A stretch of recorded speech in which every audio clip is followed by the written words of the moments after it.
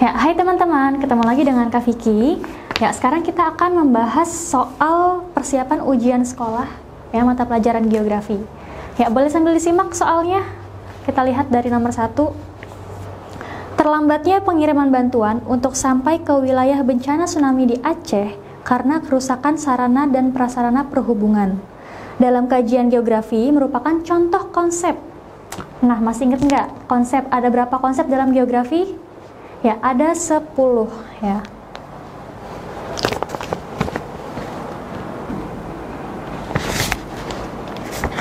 Apa aja 10 itu? Ya, kita singkat: jaket polo ketru diminta Agni. Janya itu jarak. Keterjangkauan.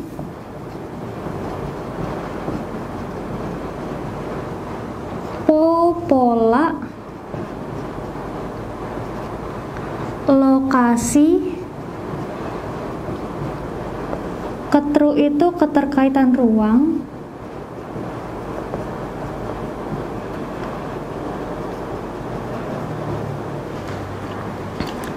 Di itu diferensiasi area.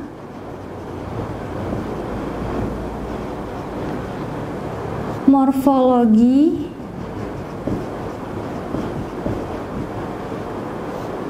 Interaksi dan interdependensi. Aglomerasi dan nilai guna. Pada soal ada kata kuncinya ya. Yang mana? Kerusakan sarana prasarana perhubungan. Perhubungan itu maksudnya transportasi ya. Berarti ini berkaitan dengan aksesibilitas, mudah atau sulitnya tempat tersebut untuk didatangi atau diakses ya. Dalam hal ini wilayah tsunami, karena jalannya rusak gitu ya, maka pengiriman bantuannya itu terhambat. Maka dalam konsep geografi ini termasuk ke dalam keterjangkauan gitu ya.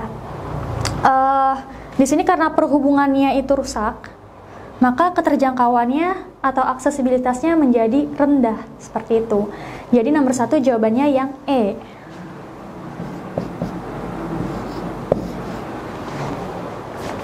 Oke, nomor 2. Tahun 2013 sering terjadi erupsi gunung berapi di beberapa tempat di Indonesia, antara lain terjadi di Sulawesi, Sumatera, dan Jawa. Gejala dan fakta geografi yang terjadi sesuai dengan prinsip geografi yaitu.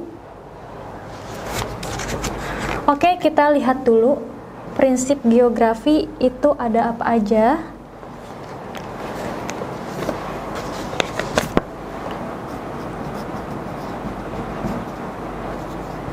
Prinsip geografi ada 4 ya. Ada deskripsi,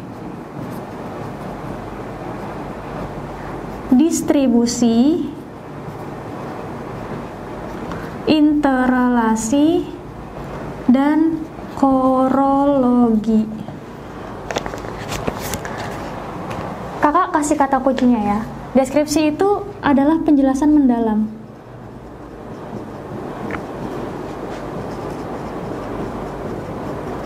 Tahu dari mana penjelasannya itu mendalam atau tidak? Dari adanya data. Dia menyebutkan data. Biasanya data itu berupa bisa angka ya, waktu kejadian, jumlah korban, itu data namanya. Kemudian ciri-ciri lainnya ada juga tabel, grafik, gambar, dan lain-lain gitu. Kemudian distribusi ya, prinsip distribusi itu artinya persebaran. Yang namanya persebaran berarti menyebutkan lebih dari satu wilayah ya. Persebaran suatu fenomena kayak gitu, terjadinya di tempat A, B, C, D misalkan. Kemudian interrelasi itu adalah hubungan sebab akibat.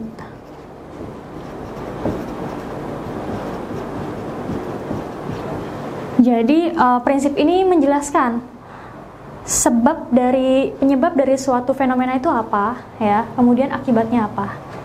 Dan yang terakhir kronologi itu gabungan dari ketiga prinsip ini.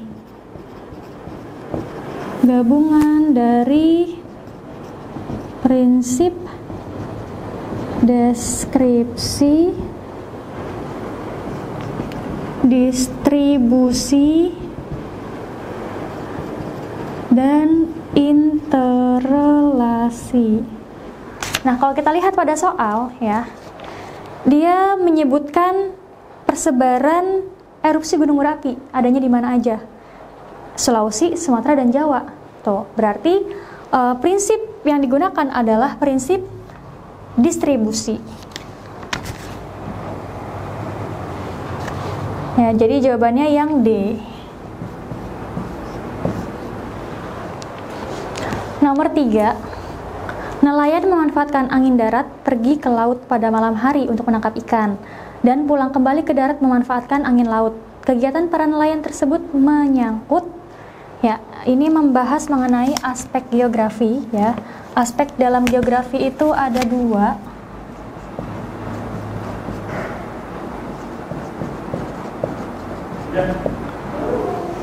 Ada aspek fisik, ada non-fisik atau sosial. Aspek fisik ini mencakup 3 hal yang dibahas, yaitu aspek biotik, abiotik, dan bentuk bumi beserta pengukurannya.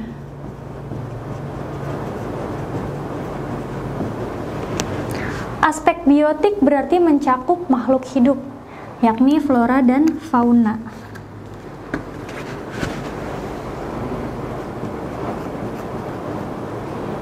Ya, mengenai persebarannya, belajar kan di kelas 11. Kemudian abiotik berarti lingkungan hidupnya, ya, yaitu ada yang namanya litosfer atau kerak bumi, terus atmosfer, lapisan udara, ya, hidrosfer itu air, dan pedosfer tanah. Jadi ingat aja kalau aspek fisik yang abiotik itu avatar, ya, air, tanah, udara, air, tanah, udara, gitu. Ya, kemudian bentuk bumi dan pengukurannya itu aspek fisik. Kemudian non fisik, sosial, berarti itu membahas aktivitas manusia, ya, terkait dengan aktivitas manusia. Ada apa aja? Ya, dalam hal ekonomi, sosial, budaya, dan politik. Nah, pada soal, ya, dia menjelaskan mengenai angin, ya, angin yang dimanfaatkan oleh si nelayan. Berarti angin itu kan masuk ke dalam lapisan udara, ya, yakni atmosfer. Maka nomor 3 jawabannya adalah yang C, aspek fisik, gitu. Nomor 4, pemerintah melaksanakan program transmigrasi antar provinsi dengan perencanaan yang matang dari penentuan lokasi sampai penempatan transmigran. Pendekatan geografi yang digunakan pemerintah dalam studi pelaksanaan program transmigrasi adalah, baik, ini kita ngebahas pendekatan. Pendekatan dalam geografi ada 3, ya. Yang pertama yaitu keruangan atau spasial, kedua kelingkungan atau ekologi, dan yang terakhir kompleks wilayah atau kewilayahan. Nah, pendekatan keruangan itu berarti menekankan kepada aspek ruang, ya, atau kondisi alam suatu tempat seperti apa, gitu. Kemudian pada aspek kelingkungan atau ekologi, ya, dia menekankan terhadap interaksi antara lingkungan yang ada dengan variabel lain, yaitu manusia atau makhluk hidup, gitu. Dan kompleks wilayah atau kewilayahan ini merupakan kombinasi antara pendekatan keruangan dan kelingkungan. Berarti dia melihat kondisi alamnya seperti apa, namun juga melihat interaksi antara lingkungan tersebut, alam tersebut, dengan manusianya atau makhluk hidupnya, seperti itu. Nah, pada soal kita bisa melihat, membahas mengenai transmigrasi ya. Dia bilang perencanaannya matang nih, dari penentuan lokasi. Coba penentuan lokasi. Biasanya apa aja pertimbangan dalam penentuan lokasi? Yang pertama pasti luas wilayahnya ya. Yang namanya transmigrasi itu kan perpindahan dari daerah yang padat ke daerah yang jarang. Berarti dilihat daerah yang jarang penduduk nih, atau yang masih luas gitu kan. Luas wilayah. Bisa menampung berapa orang transmigran gitu. Kemudian dilihat lagi dari kerawanan bencananya. Rawan bencana enggak? Gitu kan. Terus apalagi yang dilihat? Keterjangkauannya.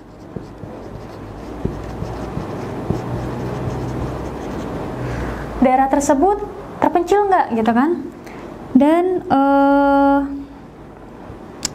potensi alamnya ya. Apa aja yang bisa dikembangkan oleh para transmigran nanti? Itu pertimbangan penentuan lokasi. Kalau kita lihat berarti ini lebih kepada keruangan ya. Penentuan lokasi ini dilihat ruangnya ya kan, atau kondisi alamnya. Kemudian penempatan transmigrannya. Penempatan transmigran. Apa aja biasanya pertimbangannya? Adaptasi gitu ya, adaptasi dengan budaya dan lingkungan setempat. Adaptasi kan jadinya, adaptasi. Kemudian skill. Sesuai nggak skill yang dimiliki oleh para transmigran dengan potensi alam yang ada? Gitu. Adaptasi, skill. Berarti kalau ini lebih kita lihat, lebih dilihat ke manusianya gitu ya, yaitu ke lingkungan. Berarti ada dua aspek nih ya, ada dua pendekatan. Dilihat dari ruangnya juga. Dalam penentuan lokasi kita melihat aspek ruangnya ya, pendekatan ke ruangan. Dan dalam penempatan transmigran kita melihat manusianya atau pendekatan ke lingkungan. Ada dua-duanya, berarti masuknya kepada kompleks wilayah ya, atau kewilayahan. Jadi nomor 4 jawabannya yang B. Nomor 5. Bukti yang menunjukkan adanya pergerakan lempeng tektonik adalah, jadi begini ceritanya. Pada tahun 1915, dunia sempat dicengangkan oleh sebuah buku yang berjudul The Origin of Continents and Oceans, karya Alfred Wegener ya. Kenapa? Karena pada buku tersebut dikatakan bahwa lempeng yang padat itu terapung di atas sebuah massa yang lembek. Alias benua itu bergerak loh. Ya, bayangin, tempat yang kita pijak ini ternyata bergerak. Nah, teori ini kemudian kita kenal dengan teori apungan benua atau continental drift.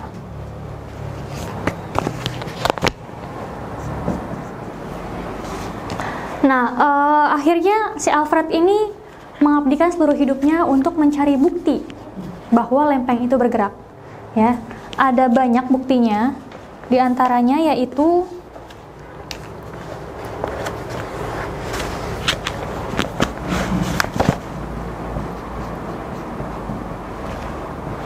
yang pertama, kesamaan garis pantai. Kesamaan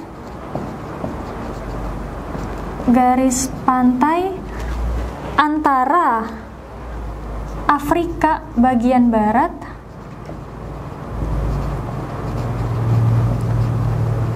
dengan Amerika Selatan bagian timur.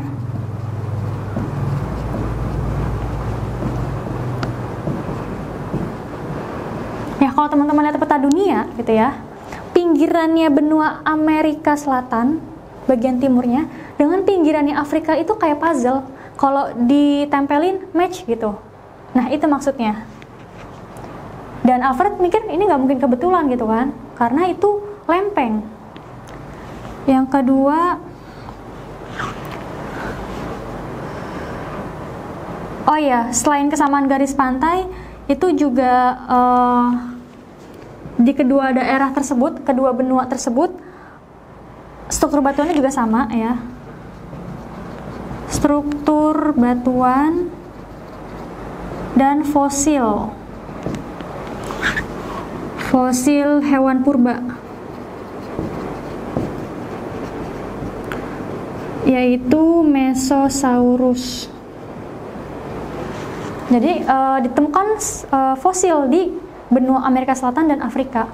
Padahal Mesosaurus ini adalah hewan yang nggak bisa berenang dan nggak bisa terbang. Kok bisa ada di kedua benua tersebut? Logikanya, ya satu-satunya logika yang masuk adalah kedua benua tersebut dulunya pernah menyatu, gitu kan? Yang kedua, Madagaskar menjauhi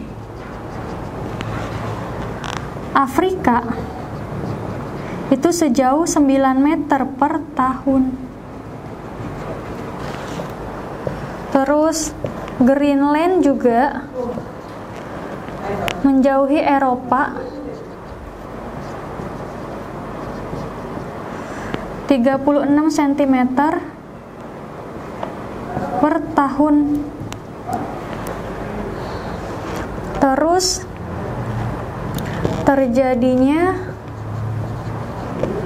patahan San Andreas di California. Terus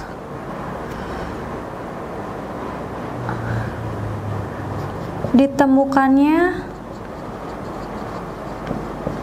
deposit batu bara